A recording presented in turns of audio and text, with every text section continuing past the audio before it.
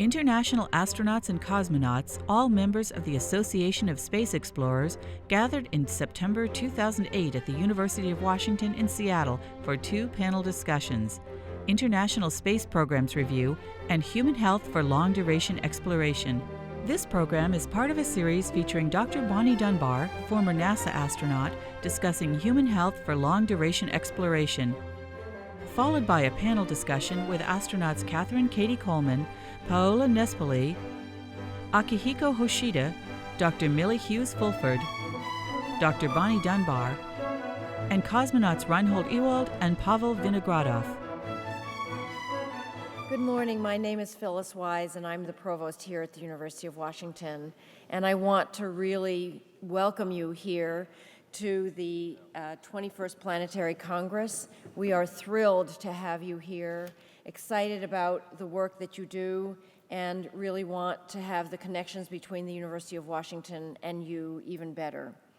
Your work has led to such a better understanding of space, of the atmosphere of our environment, and have developed so many international collaborations that have helped this work go forward. The UW is deeply connected with space. As the home of Boeing, we have been very, very interested in the development of flight and the technology that goes behind that. There are at least 8 different UW graduates who have been involved with NASA space flights, the latest of which is Greg Johnson, who will be piloting the last shuttle flight to the Hubble Space Telescope, and that is scheduled to take off in October, on October 8th. So many of our children and young people, some of whom are sitting here in the audience, dream of becoming astronauts, and we hope that the training and the exposure to the work that you do will encourage them even further. Our departments of astronautics and aeronautics, astronomy, atmospheric sciences, and earth and space sciences are proud contributors to the work that you do. And so I also want to recognize Bonnie Dunbar, the chair of the Washington State ASE Coordinating Committee, who has made sure that these days here that you will spend here are good and productive for you. I just want to say that I know that some of the participants are stuck in Houston, but I'm sure that this Congress will be very, very rich and very important to your continuing collaborations. And what I'd like to do now is introduce the leader, the panel leader of this discussion for you today. It is regrettable that Dr. Sutton and Dr. Charles can't be with us today. John heads a group in biomedical risk assessment for NASA, based on history, based on research that points the way to future research. Dr. Sutton heads the NASA National Space Biomedical Research Institute that coordinates research across the nation. There are what they call the top-tier universities that conduct that research. It's all peer-reviewed research. And then partner universities. The University of Washington here is one of those top-tier universities, a member of the NSBRI. And there are 3 principal investigators that are engaged in research to help us stay healthy in orbit, both short duration, because we know even on a short flight we have fluid shifts, and on long flights where we have the potential of bone loss and radiation. So what I'd like to do is kind of give an overview on several different topics, and I'm going to use the word that's really vernacular called bioastronautics. This word has actually been through kind of a historical evolution. It was first used about 50 years ago, then replaced by a few other words, and then readopted about a decade ago.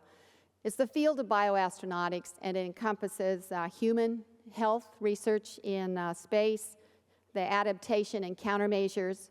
It includes the space medicine and the healthcare systems. So each time in the American system we fly, we typically have 2 crew medical officers. I've been one of them. We don't always have to have a medical background, but we are trained to treat Some illnesses, we're trained to suture wounds. For long-duration missions, astronauts have been trained to pull teeth, and you know what is in all of that drill.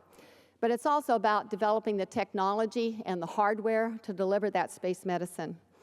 The third part of that triangle in bioastronautics research is called habitation and environmental monitoring. And this is really the key to closed-loop life support.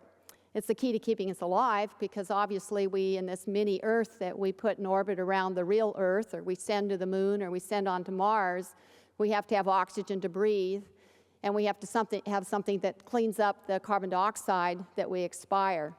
We have to have potable water on board. We have to care about the temperature, and we have to care about the pressure. So the habitation and environmental monitoring, that feedback loop that tells us where we are, is also very important. And that's all, again, encapsulated in this big triangle called bioastronautic elements and research. There are known changes to the human body, and there are unknowns. I'm not even going to quote the phrase unknown unknowns, but they're out there. It's the knowns that we can really point our research to, and they go back several decades when they first started to become evident. There are changes, as we know, to the neurovestibular system, both going to orbit from 1G to 0G, and for some people, but not all people, from going from 0G back to 1G. There are changes in the cardiovascular system because the heart does not have to work as hard. It's not pulling blood up from the feet to the head, and we've all experienced that. The heart is operating in a very quiescent environment and tends to atrophy in a way unless we stay cardiovascularly fit. It's one of the reasons we require our flight crew, the pilot and the co-pilot, who sit vertical on entry in the shuttle, to exercise so that as they have the G onset, the heart is strong enough to keep blood in the head along with your G suit helping. The immune system is, as Millie was talking, is a little bit of a relatively new development. And I say relatively because in 1990 on STS-32, we flew some immune experiments. They were the little needle pricks that went into the arm. 5 of us, Dan Brandenstein was the commander, and before the flight, of course, we took the measurements, and we're all very diverse. We've been exposed to all different kinds of things. After the flight, surprisingly, we looked very similar. Now, interestingly enough, the results would suggest that we were also more susceptible to illness, but none of us got sick. So that skin test was altered somehow by the environment, even our response. It wasn't clear why. And if I say anything incorrect here, I know Millie will correct me. On my first flight in 1985, which was D1, a Space Lab flight, we actually did take lymphocytes, white cells, blood cells to orbit in a biorack, and we saw the changes there in vitro, outside of the body. And those changes have been replicated in vivo, inside of the body. So there is still much we need to learn.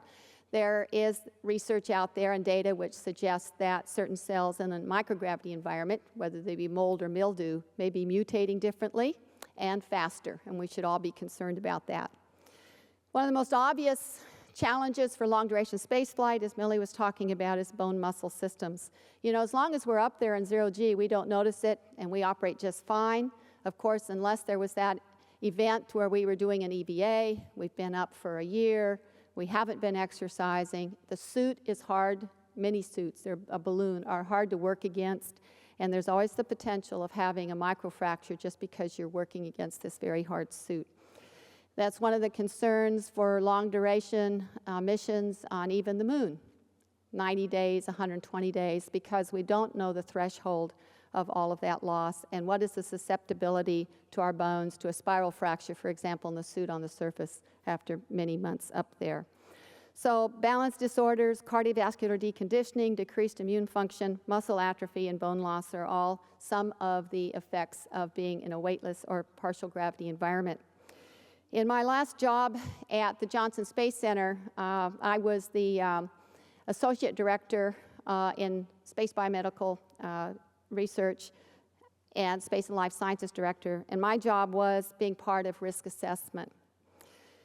We started biomedical research before we ever went to the moon. And those of you that flew, and Bill's not here, know that. Even in low Earth orbit, in a 14-day mission, we were collecting biomedical data. We actually started before humans, as you know. We started with Abel and Baker and Ham of the primate species, collecting data to ensure that the mammals could fly. Then took that data into Apollo, collected it. There was so much we didn't know. There were physicians who weren't sure that the human cells would operate in a microgravity environment. There was so little that we knew back in those days. But we did make it to the moon, and we made it back.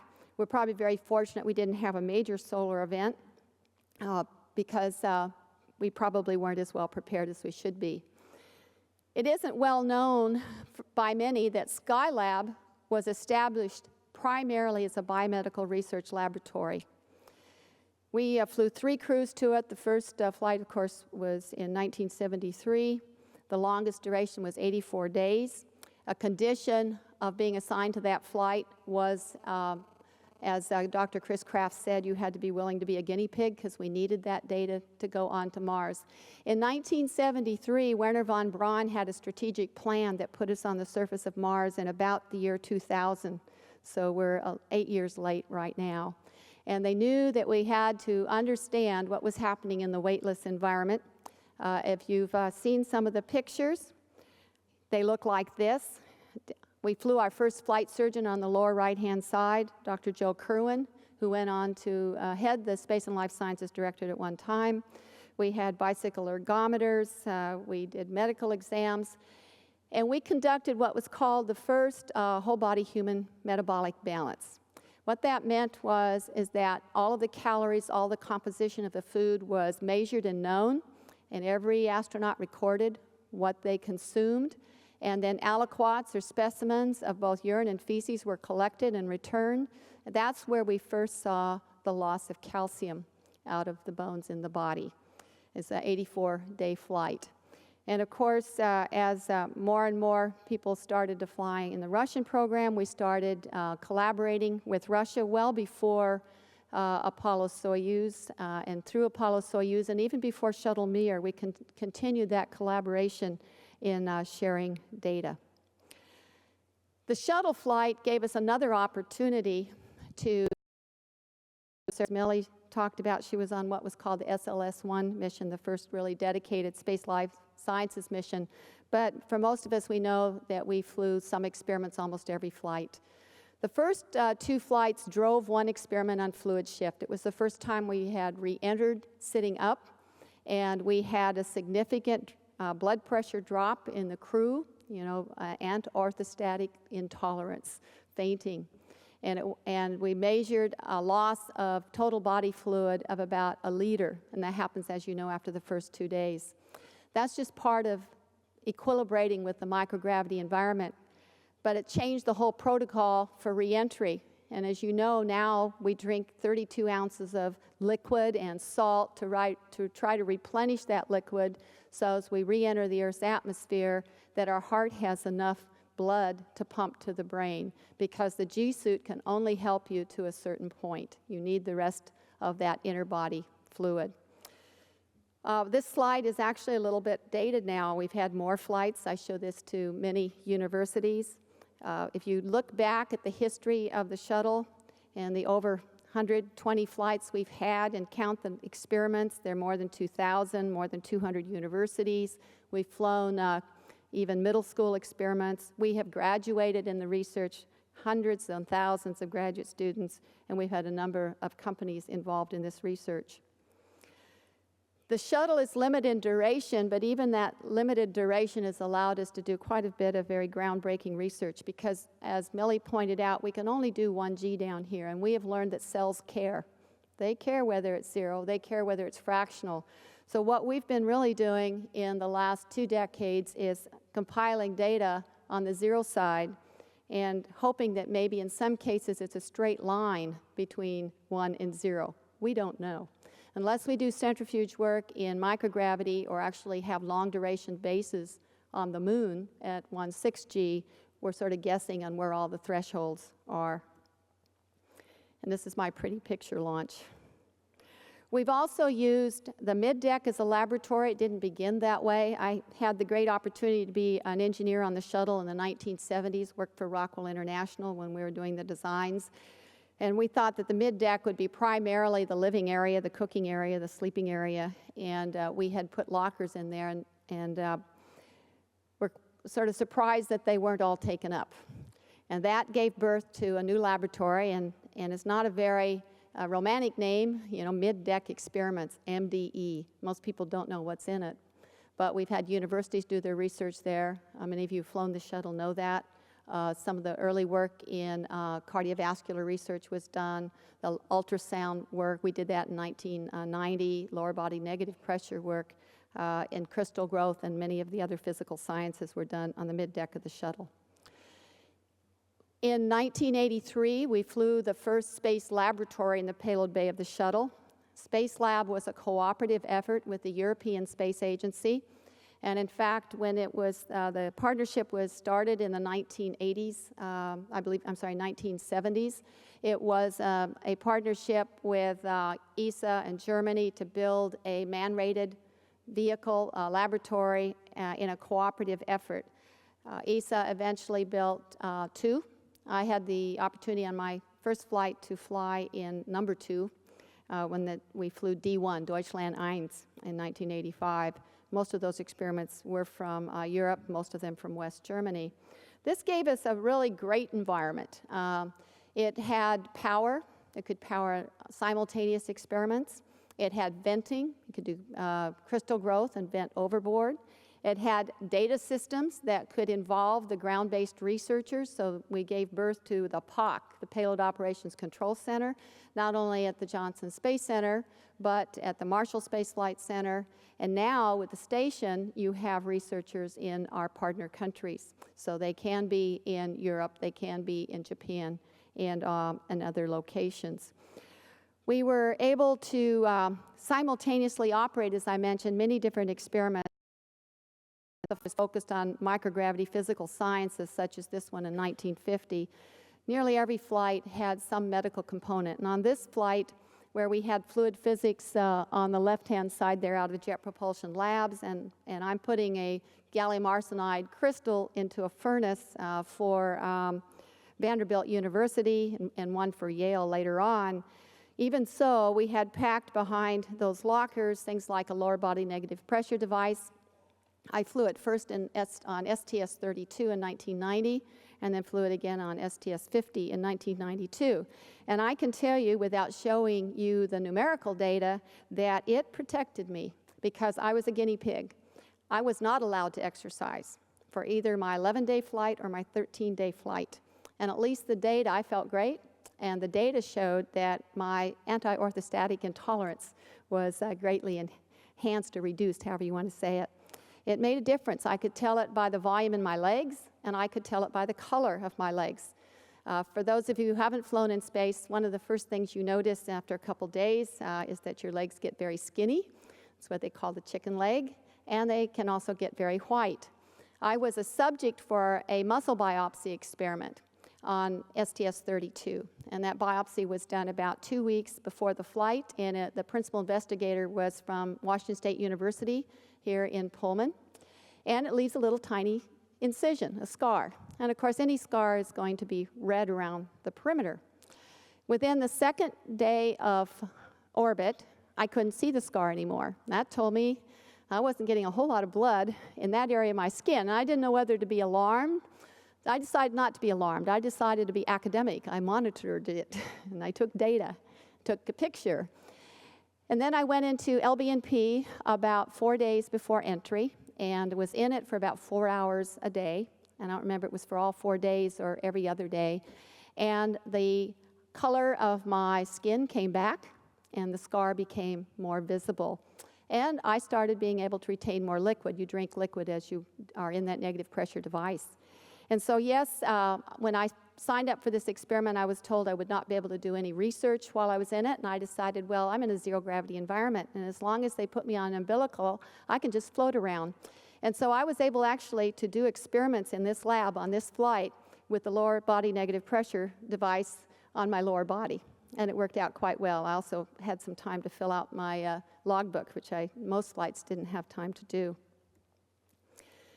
So usually when I go to a school, I say, how do it work? But how does the physics work? Those of us who have flown know this phenomena, but in microgravity, there is no natural convection. This candle experiment on the left side was done on my third flight in 92. This was done in a glove box. It's just a very simple experiment showing that a birthday candle will burn differently between 1G and 0G. But of course, you have no natural buoyancy. But you can take advantage of certain phenomena, such as the lack of sedimentation, to do research. The picture on the right shows what a beaker of water and marbles might look like in 1G, and just below that, what it might look like in 0G. So there is a definite physical difference. We have used that physical difference to an advantage in biomedical research. About 15 years ago, and in fact, one of our astronauts, Dr. David Wolf, was the principal investigator on designing a new bioreactor, cellular biotechnology bioreactor, that worked in zero gravity, and we were able to grow cells in a weightless type of environment. They don't sediment to the bottom of a beaker. They will actually coalesce into a three-dimensional mass. Dr. Jeannie Becker, who is now with NSBRI, was one of the researchers who found that cells outside the body in vitro that actually are able to assemble in a three-dimensional mass like they would in the body behave differently around different medications. And this was found in some cancer research. And this was really breakthrough, because most of the work you get done in the lab, when you go to a hospital and they take a sample, they're going to grow in a petri dish and hope that if they take respond the same way in your body, and that in fact may not be true. This gave rise to a large investment in bioreactor research, not only on the shuttle, and you see the shuttle flights listed there, but also on the Mir, and it paved the way for an agreement with the National Institute of Health and for the ISS. Regrettably, a lot of that research right now is being pressured by the budget, but it was quite breakthrough and was featured on the cover of several peer-reviewed medical magazines.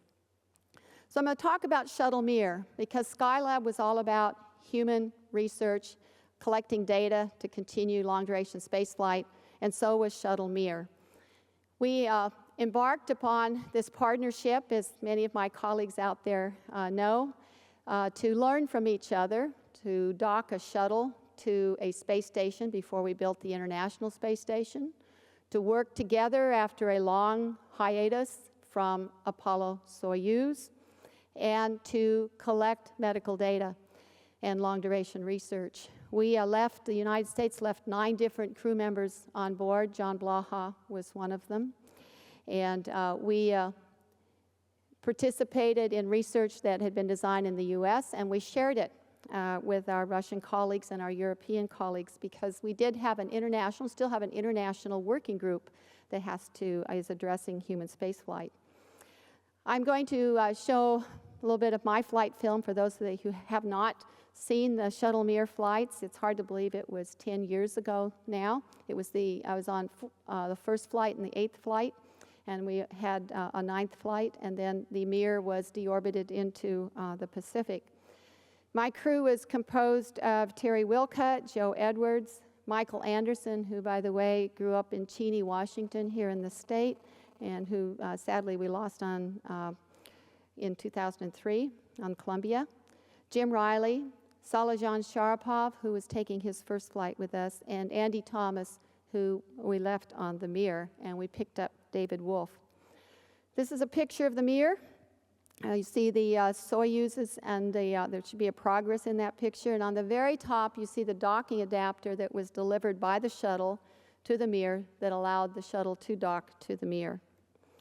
This is an on-orbit picture. It shows you how you can efficiently pack 10 people, 3 on the Mir. The commander in the middle, Anatoly Solovyev, who was my commander when I trained in Russia in 1994, and Pavel Vinogradov, the flight engineer, and I think Pavel must be out here someplace as well. And then I can't quite see. And then, of course, Dave Wolf had been up there for 90 days with them, and we left Andy Thomas. We trained a little less than a year for this flight together as a crew, although Salijan joined us at about 6 months. It was a January flight, January 22nd, an evening night launch, so that was our dinner before we launched. We had 22 science and experiments on board, in addition to several thousand pounds of cargo that we'd be exchanging with the Mir.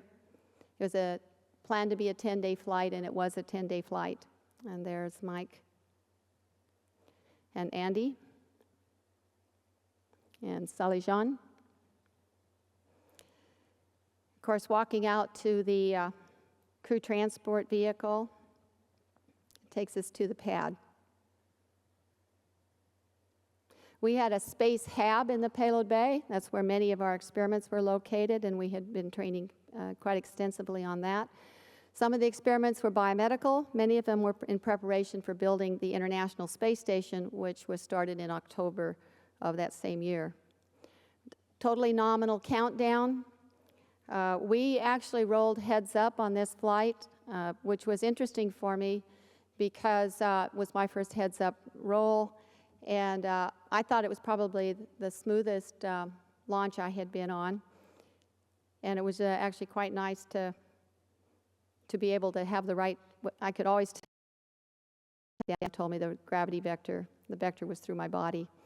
So we had a nominal SRB SEP, and we started carrying mini cameras at that time. So we had one back on the flight deck, and you can look forward. And this is before we actually started to change over the glass cockpit, so we have the old CRTs in front. Terry's on the forward left, and Joe's on the forward right. Mike was in the flight engineer seat there to the bottom left, and then Jim was on the right. The other three of us were in the mid-deck on launch, and then Jim and I traded places on entry. We had our survival pressure suits on. We had a mix of the old and the new on that flight. They were just transitioning to the current suits. Opened the doors. It's, again, a standard rendezvous, about 2 days, but we opened up the lab first thing, and you can float in, and now you see all the lockers. Unlike Space Lab, which had racks of equipment, the Space Hab was composed of locker-size elements. Some contained experiments, others contained supplies for the Mir, and others just stowage for the Space Hab itself. Space Hab is operated off of IBM ThinkPad laptop computers. The first thing that we did, Mike and I did, was unstow the equipment for a piece of Japanese equipment. This is the real-time radiation monitoring device, and this is looking at the radiation flux through the South Atlantic anomaly. Probably some of you have been about ready to go to sleep through the anomaly, close your eyes, and all of a sudden see the retinal flashes. Well, that's the high-density flux through that area, and the Japanese were very interested in investigating that. This is also a radiation experiment. Those are Bonner balls with detectors in them, a number of candidate experiments that might be used to protect crew members in the future. We carried the EarthCam with us. This is Dr. Sally Ride's middle school system that they could take pictures of the Earth. We assigned Jim to an experiment from the University of Colorado. This is a soil experiment from civil engineering, but those of us in Seattle are probably very familiar with these kinds of soils. During an earthquake, they liquefy, so the buildings actually fall over, and the only environment in which they can simulate that compressibility or lack thereof is in a weightless environment. Finally, at the end of the second day, we are underneath the Mir. We have, of course, disengaged all of the auto systems, and it's now being manually flown by Terry, and all of the crew is participating. We have laser range finders, we have radar, and we're, as you know, all focused pretty heavily on that object. So on the left-hand side, you can see the docking adapter. It was a night docking. Terry did an outstanding job in, it's all about the closing speed, roll, pitch, and yaw, X, Y, and Z.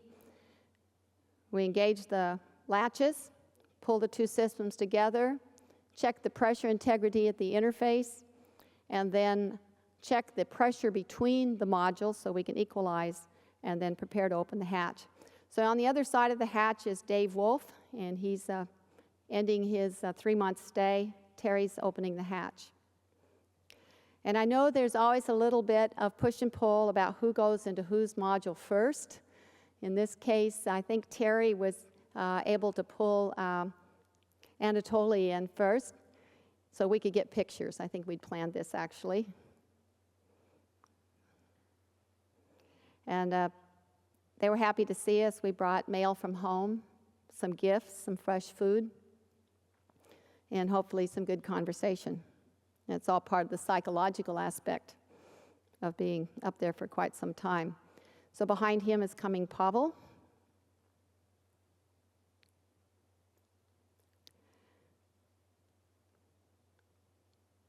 And then behind him will come Dave Wolf.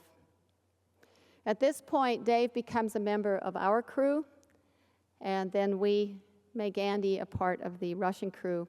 This is the traditional gift exchange held in the Mir base block. Unfortunately, now that I'm at a museum, I can't bring Mir back to exhibit it. It would have been wonderful. But so these are some of the last pictures. I think the final crew does have their own tour of the Mir.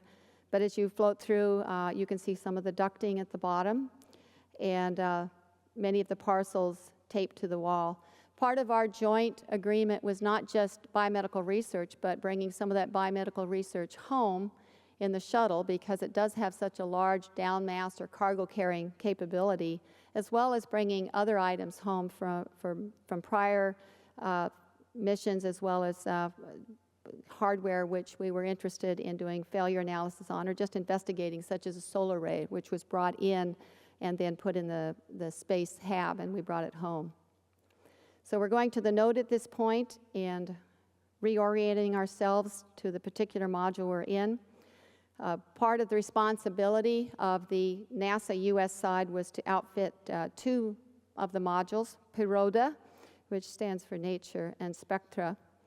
Unfortunately, Spectra was impacted by progress at one point, was closed off when we docked, and so we spent most of our research time in Priroda and exchanged out experiments so Dave could bring his home, including a bioreactor experiment, and we could leave one with Andy.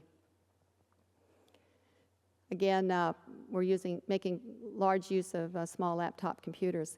Back in the space hab, we then staged quite a bit of the stowage we'd take over. These were bags that we transitioned over. And now Andy's in the mid-deck of the shuttle, and he's taking his bioreactor experiment. These are human breast cancer cells, and he'll take that over to the Mir. And they were allowed to coalesce into a single unified tumor over the next several months. What was very interesting about some of these cell masses is that they actually started to differentiate, that is, create their own vascular systems. Terry and I were the 2 crew medical officers, and we tested a new system called the telemedicine instrument package. We could collect any manner of data. It would then go down to the flight surgeons, and it was very, very sensitive. We even did stethoscope sounds. Finally, after 5 days, we closed the hatch. We've exchanged crew members. We've brought back the biomedical data that Dave generated. Some of it was conditioned. We have a capability for refrigerators on the shuttle, undocked, and then we began some engineering work. Every departing flight took pictures of the exterior of the Mir with our Hasselblads and the Nikons. We shared that data with our Russian colleagues in a common database, and that information was used in design or redesign, in some cases, of the International Space Station. We were looking for micrometeoroid indentations or holes in the solar rays, discoloration on the paints and the thermal protection systems, and something called atomic oxygen erosion on some systems. It really was quite a pretty event docking with this. It reminded me here when I was in Seattle as an undergraduate, coming downtown Seattle to the theater and watching 2001 and hoping that someday I might be able to dock with the space station. And while Mir wasn't rotating like the one in the movie 2001, it was even more spectacular to see it out there over the overhead window. Finally, after 2 revolutions around Mir, Joe flew. We performed a back-off burn, and we had about a day and a half left in the mission. Mike is doing some work here with a Canadian experiment that was eventually used with a Canadian robotic arm. This is a space vision system. This is actually how we assembled the space station together without direct view through the windows. We tested a device for measuring mass, because we can't measure weight, called the mass measuring device. All the crew members provided data. It's a very simple physics experiment. We carried an experiment for West Germany. These are swordtail guppies that gave birth in flight, and you'll know that notice they're not schooling. The vestibular system appears to be a little bit confused. But it was great entertainment for the crew. Something I think we all share is the importance of windows. So whenever we had a chance, the Space Hub had a small window. We looked out the window. We exercised. We always put Terry and Joe on the bicycle first. We always had a camera in our hand as we looked out the overhead window. We had a number of sites we were looking at, and in the theme of this Congress, we were very interested in some El Nino sites. Joe is typing an email back to his wife from the ceiling of the middeck, and Mike is coming down with a daily teleprinter mail. They made a hometown movie for the middle school students in Cheney and Joe's hometown in Alabama. Those were M&Ms. And then we always have to demonstrate the property of fluid physics. This happens to be strawberry Kool-Aid. On several of my flights, we carried some more sophisticated instruments, some of them from the Jet Propulsion Labs, where we used acoustical boxes and acoustical wells to position the drops, and we could actually spin them and look at measure surface tension in liquids that did not lend themselves easily to that in a 1G environment. And Mike was very good at that, but you notice Joe had his towel around there too. So deorbit day, beautiful mission, nothing, no anomalies, everything worked perfectly, closed the doors, performed a deorbit burn. And for those of you who did not have the cameras in the HUDs, we do have cameras in the HUDs now, so not only can we see it, the ground can see it as well. And as we're coming over, it's almost dusk, by the way, as we come over Florida. Again, a perfectly nominal entry. We had a beautiful day. As you can see, not a cloud in the sky. And I have to tell you that it was kind of a mixed blessing for me. It was a great flight. I was happy. We accomplished all of our research goals, all 22 experiments. We exchanged all our cargo, got our crew member back, but I knew that this was probably going to be my last flight, so I was trying to relish it there on the flight deck. And it's always amazing how fast it looks like it's falling when you're outside. So 400 feet, gear down. And I remember as an engineer for Rockwell, I used to watch this on the computer, and there were a lot of people who told me this would never work. So when you live long enough, you find out that sometimes you never want to say never. So good landing. Nose down at about 140 knots and rolled out. We were pretty much on the timeline from the nose stop till the crew egress, although by the time that we did get out, the sun had actually set. And I think Joe and Terry took great pride in the fact that the nose was on the center line of the runway. And we all felt great. I have to tell you, we all followed the protocols, all of the countermeasures. We fluid loaded, we exercised, although as a mission specialist I didn't get as much time as Joe and Terry. Still, when I had the opportunity, I did, and a 10-day flight, and we all did fine. We hoped that what we did was, in some small way, contributing to this International Space Station that's orbiting about us right now, with 3 people, with most of its laboratories on board, and that it can help us in the future as well as we plan for long-duration spaceflight, really long-duration spaceflight. We have the Unity laboratory up there, which is currently the home of the U.S. research. Now, Jeff and John Charles are not here, but I did want to just convey some information, a summary of what they would convey. that we have to identify the risks. It requires flight data and ground-based research in combination. That these are identified in what's called the roadmap, the Bioastronautics Roadmap, which has been vetted on multiple occasions by the national academies and the National Institutes of Health. It has a document number. It's called HRP 47052 Revision A, with last baseline in July 2007. And it establishes the flow down of requirements from the exploration the Office of the Chief Health Medical Officer to the HRP programs and to the development of the future vehicles. To develop those countermeasures, we require research. We need to know what 1, 0, 1, 6, and 1/3 mean, if these are the destinations that we go to. And that research is coordinated through the National Space Biomedical Research Institute, and all of these areas are summarized, the research, why we're doing it, and the partner universities or other government agencies on the website www.nsbri.org. I don't know if this is what a lunar base will look like, but I certainly hope that some of the kids that we educate and inspire at the Museum of Flight will have a chance to find out firsthand, either by the engineers or scientists who participate in it or by being a future crew member there. I hope that we're around to see humans on their way to Mars, and I don't know if this is what the base will look like, but I certainly hope we have that investment in the technology that's going to enable it sooner rather than later. And if one of you or some young person out there listening does visit Viking 1 and 2, which landed in 1976, our museum is waiting for it. So bioastronautics research, protecting the human organism during long-duration space exploration. We all need to support it, and we'll all depend upon it. Thank you very much.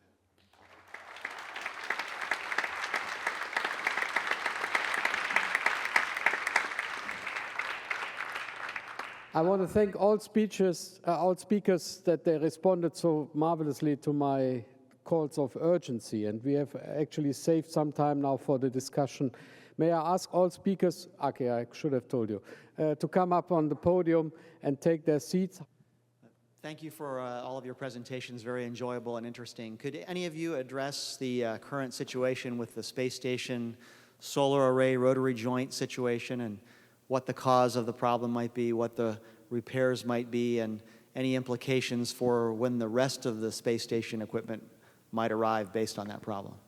I've been talking to folks back home actually to find out exactly that answer, and it's not a simple one.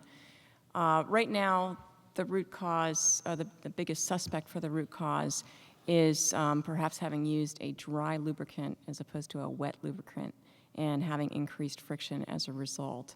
And so what's proposed is to go out on STS-126, the next shuttle mission to the station, and apply a wet lubricant that's been successful in space before to the joint, and then check the friction forces, which they can from the ground, look at the performance of the joint. Now, in parallel with that, there's a plan to basically bring up all the parts to put in a new joint, and that would involve 10 EVAs. That's a big number. And so that plan is on paper, people are working it, but both of these things are taking place in parallel, and I wouldn't say that anyone feels sure that they understand the root cause yet. I think we're all pretty interested to see the results from 126. More questions, please. Yeah, I guess for anyone, in terms of technical questions and the nature of our convention here is planetary stewardship, we're talking about the solar arrays, and somebody mentioned the batteries. And with the move towards electrical cars, I would think that's one of the technologies that might, in fact, be able to migrate back to Earth. What kind of batteries do you use on station? Does anybody know? And is there anything that reaches back to the stuff down here? Pavel, you were commando. Well, really, really big batteries.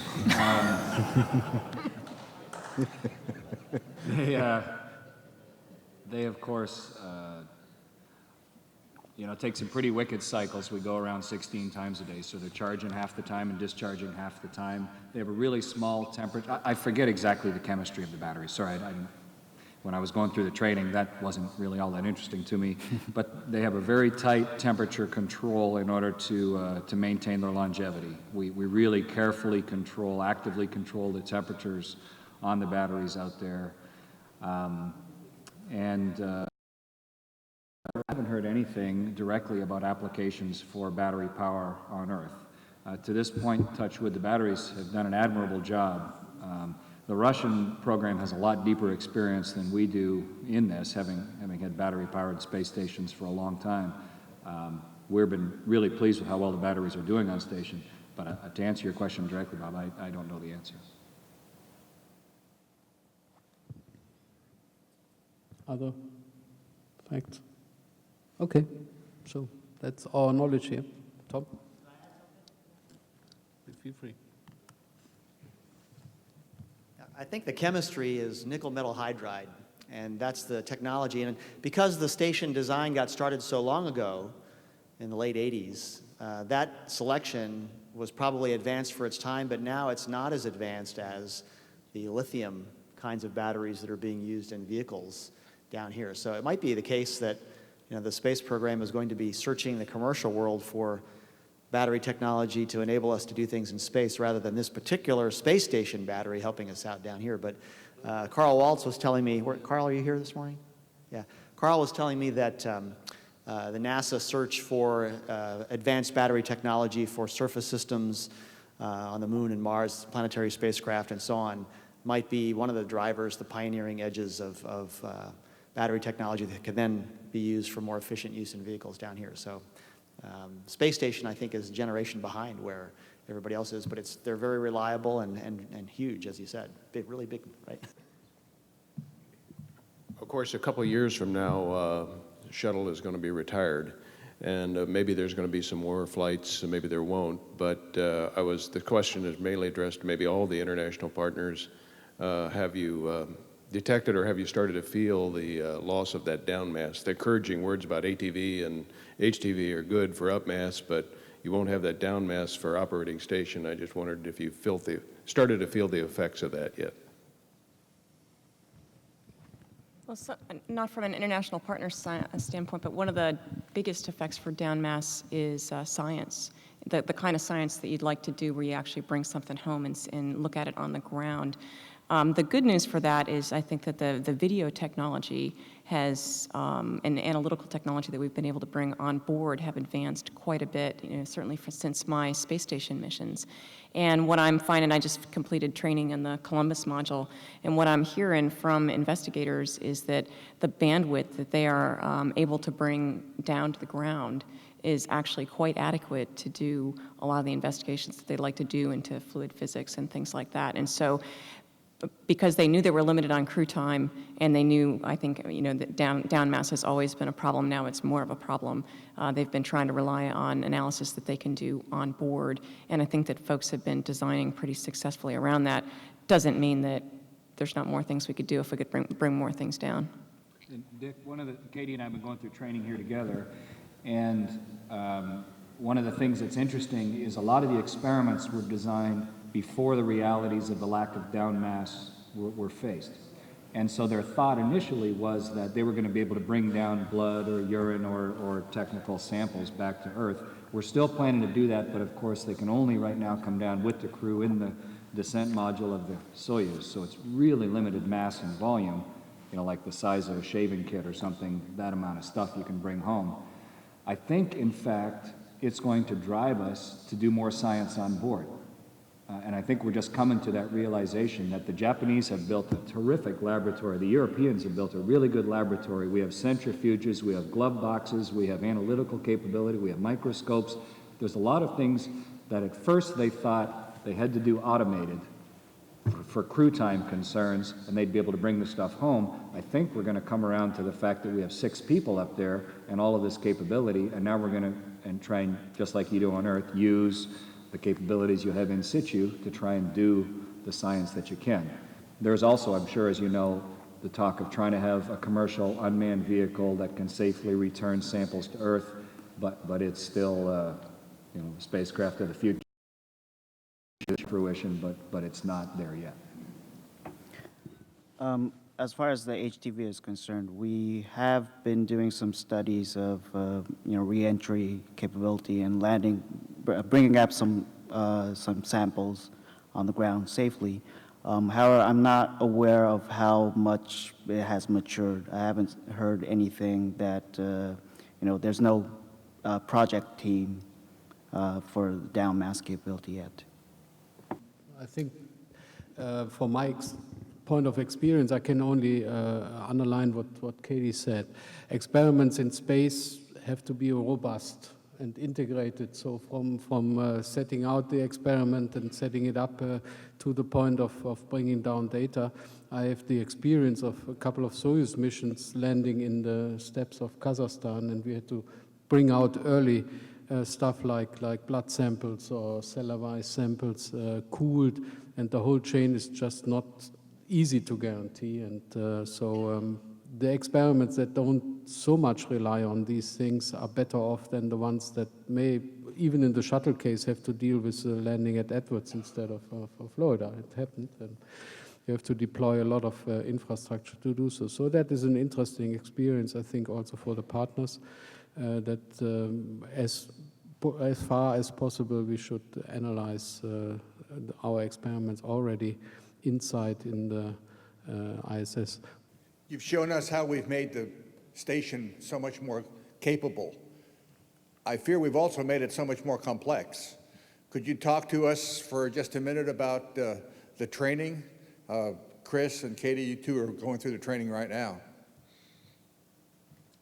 It might be interesting for the perspective of all of the flyers in the room, the way we do it right now. Katie and I both flown a couple times in space already, and even with that background, both of us being already robotics qualified and all of the, what you might call the fundamentals of the preliminaries, it's still about a 2-year training flow, and about 60% of your time is away from Houston, I would say, approximately, about 40% of the time in Houston, depending. For example, I haven't been back in Houston since July. So the training takes place at all of the various centers. The double-edged sword of an international program is that it's international. And so we spend time training in Scuba, in Cologne, in Montreal, in Star City, and in Houston. The training, compared to what most of the guys in the front row here went through, I would say the training is less in-depth, less technical. You do not learn the space station vehicle like you guys learned the vehicles that you flew, or like I learned the shuttle, or Katie learned the shuttle the first time we flew that. The space station is operated from the ground, and we need to learn enough to be able to react appropriately only for the things that we can do, which is a very small subset of a structure that size. So it's a different type of training. It's a lot of trying to understand the overall system. We become the integrators of all 16 nations at times, where the person that's training you in Cologne really knows their system, but doesn't know much about the rest of the station. Same in Star City, same in Houston. So we have to take what one entity is telling us and try and integrate it internationally into how we're truly going to operate. And the newness of Columbus and the newness of the Japanese segment also manifests itself in a lot of immaturity in their operations plans that will come with time. Just like when the ARM first up, we had a terrible operational plan, and over the years, we've gotten better at it. So all of that tends to increase the burden of training. And then the last part is, it's not too bad with a shuttle crew or an Apollo crew with the people together to get ready together on the day of launch with all the things you need to know. You can have your simulators in Florida. You can have all of the training facilities where you need them. You can even bring a trainer down to Florida to get you ready for the real key stuff. After having trained all over the world, you have to go down to Kazakhstan a couple weeks before launch. You have to have spent the time in Star City 4 or 5 weeks before that. So to maintain currency on spacewalking with the American suit, on robotics and all the different types of robotics, and all of the various systems becomes a real training problem to solve. And we've looked at all different ways to try and simplify that, to try and make sure that we get the skills that we need at launch time, and then maybe even more importantly, how to practice and hone and prepare those skills on orbit. So maybe 6 months after you last saw a simulator, you can go do whatever it is you have to do up there. So it's quite a different training world, Bo, than it was even a decade ago when we flew on the shuttle for the first time. I think we think a lot about skill-based versus task-based training. You know, if you teach somebody to be a robotics operator that understands that every time they're going to move that arm, they need to think about what are the critical clearances, you know, what are the things that I need to look around and make sure that those things are in place before I move that arm. You'd like to think that person could do any robotics task. Sometimes when you add a time pressure on top of that, say for a docked mission when things need to happen faster, you might want to train specifically that task, specifically, you know, what visually are you lining up when you mate those two trusses together. But in general, for station, I think that we need to be more skill-based. In other words, that you teach, you know, us the basics of how to think about things and then put what we really need to know in the procedures. Now, on the other end of that spectrum is a set of procedures that has every single little thing that says, oh, and by the way, don't bump your head when you open the door to that refrigerator. And it says it actually on every page. And pretty soon I see that little warning, and I just go, yeah, that refrigerator warning, and I don't read it. And so there's that set of procedures that are too specific, and yet one of the challenges I've found in going around and going to all these different places for training is, as much as I appreciate the insights that the trainers share, unless they're in the procedure or in a small set of notes that I plan to bring with me, I'm not going to remember them. Maybe I've just gotten older, and I guess I have, but I'm not going to remember those really specific insights unless I decide they're important enough to put on that list of mine or they're in the procedure. And so often that's a perspective that's hard to share with the trainers whose whole job is to share everything they know with you, whereas our job is to think, what's this going to be like for me? What am I going to know 2 weeks from now or a year from now? And that gets back to what Chris said about, you know, how to be current for your actual launch. And I think all of us just do our best to, you know, think about what are our things that we're not good at and think about our things that we're good at and try to balance out how we personally address the training. But I'd still say that you still need to take your training plan as a personal thing and make sure that you're getting what you need out of it. One last thing, Bo. We have three people at a time on the Soyuz. And so you end up with a rotating crew of 6, but they're staggered.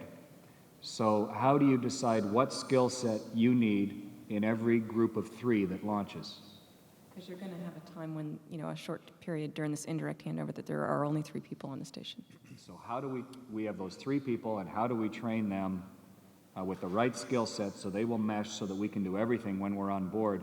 We've identified specialist, operator, and user skills for everything we do on board, and we need to make sure we have the right number of specialists for each thing, operators for each thing, and users for each thing, just so we don't break the back of training and make it a life's work just to train for one flight.